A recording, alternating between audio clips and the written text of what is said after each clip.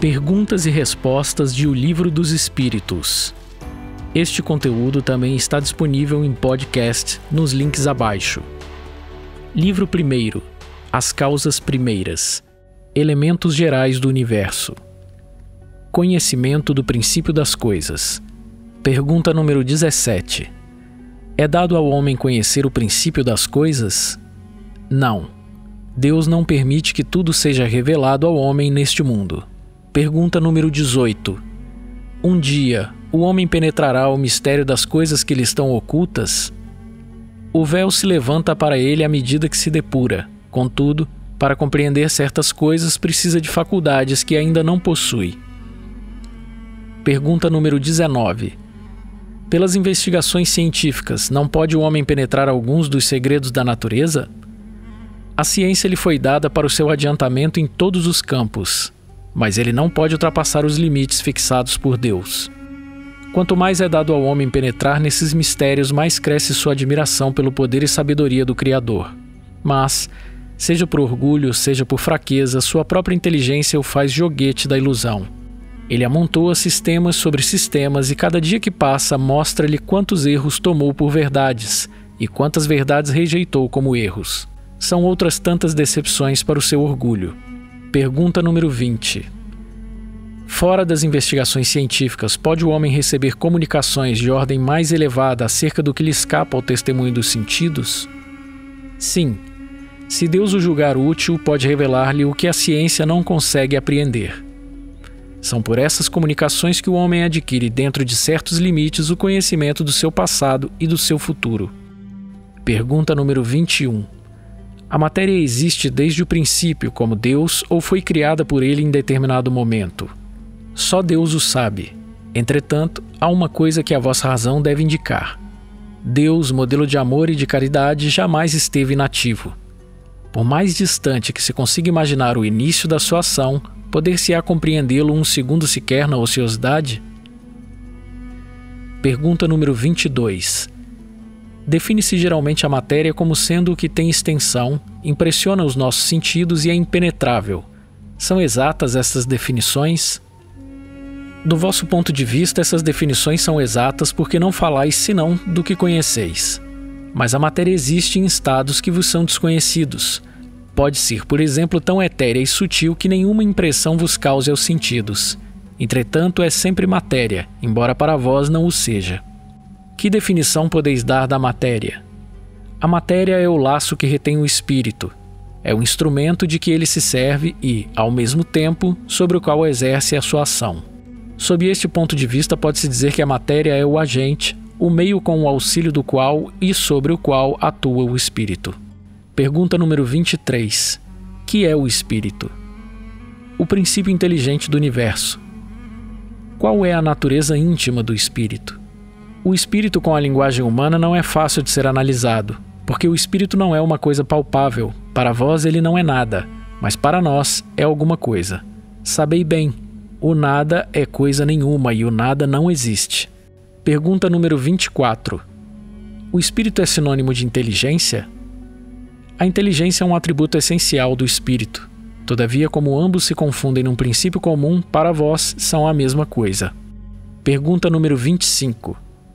O espírito é independente da matéria ou não é mais que uma propriedade desta, como as cores são propriedade da luz e o som a propriedade do ar? Ambos são distintos, mas é necessária a união do espírito e da matéria para dar inteligência à matéria. Esta união é igualmente necessária para a manifestação do espírito. Entendemos aqui por espírito o princípio da inteligência, abstração feita das individualidades designadas sob esse nome. Ela é necessária para vós porque não tendes organização para perceber o espírito sem a matéria. Vossos sentidos não estão aptos para isso. Pergunta número 26. Pode-se conceber o espírito sem a matéria e a matéria sem o espírito? Pode-se, sem dúvida, pelo pensamento. Pergunta número 27. Haveria, assim, dois elementos gerais do universo, a matéria e o espírito? Sim, e acima de tudo Deus, o Criador, o Pai de todas as coisas. Essas três coisas são o princípio de tudo o que existe, a Trindade universal. Mas ao elemento material é preciso juntar o fluido universal, que desempenha papel intermediário entre o espírito e a matéria, propriamente dita. muito grosseira para que o espírito possa ter uma ação sobre ela.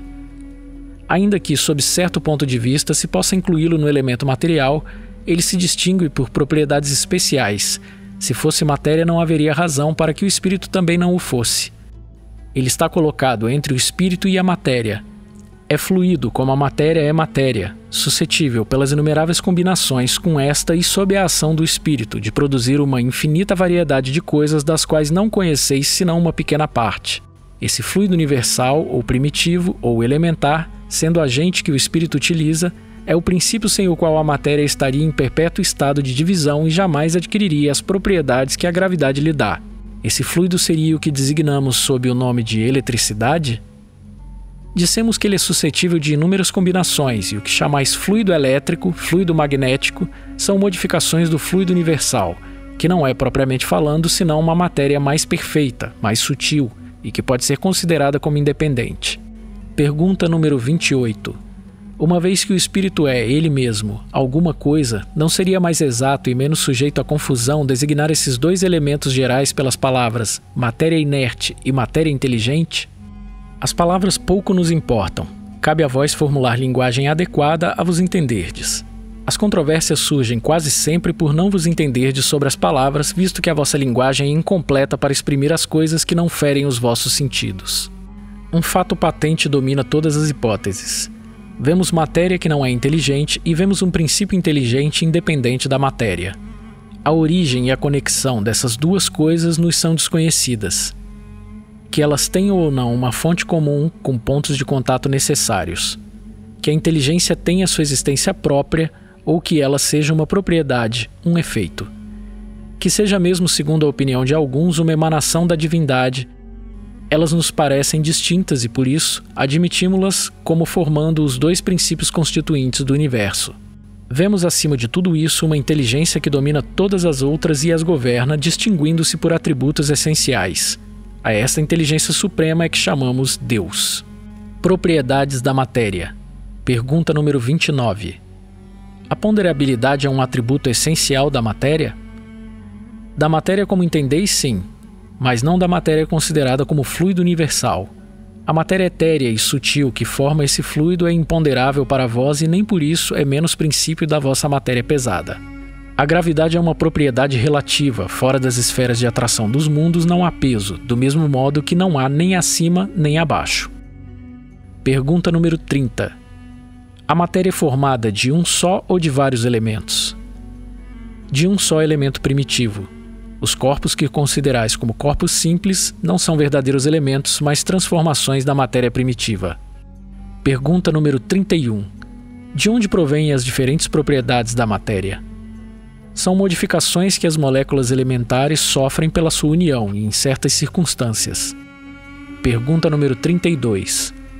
Diante disso, os sabores, os odores, as cores, o som, as qualidades venenosas ou salutares dos corpos não seriam mais que as modificações de uma só e a mesma substância primitiva? Sim, sem dúvida, e que não existem senão pela disposição de órgãos destinados a percebê-los.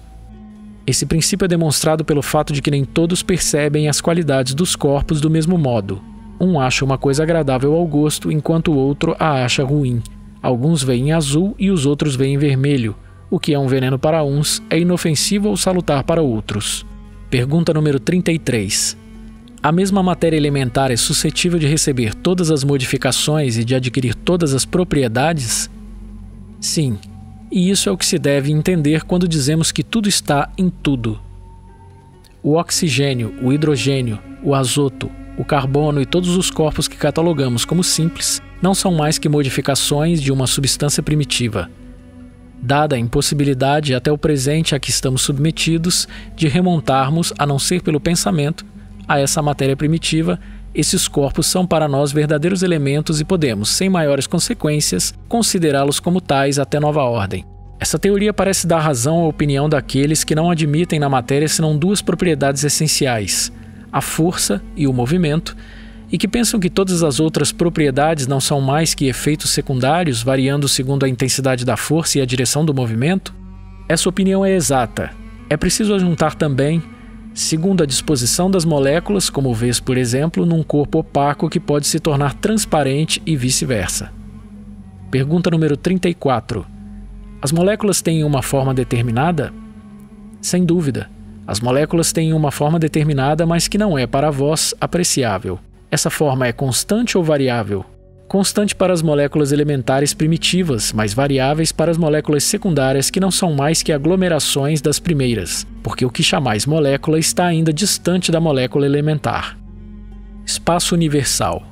Pergunta número 35. O espaço universal é infinito ou limitado? Infinito. Supõe no limitado que haveria além. Isto te confunde a razão, bem eu sei, e todavia tua razão diz que não pode ser de outro modo. Ele é como o infinito em todas as coisas. Não é na vossa pequenina esfera que podereis compreendê-lo. Supondo-se um limite ao espaço, por mais distante que o pensamento o possa conceber, a razão diz que além desse limite há alguma coisa e assim, passo a passo, até o infinito, porque se essa alguma coisa fosse o vazio absoluto, ainda assim seria espaço. Pergunta número 36. O vazio absoluto existe em alguma parte do espaço universal? Não, nada é vazio. O que te parece vazio está ocupado por uma matéria que escapa aos teus sentidos e instrumentos.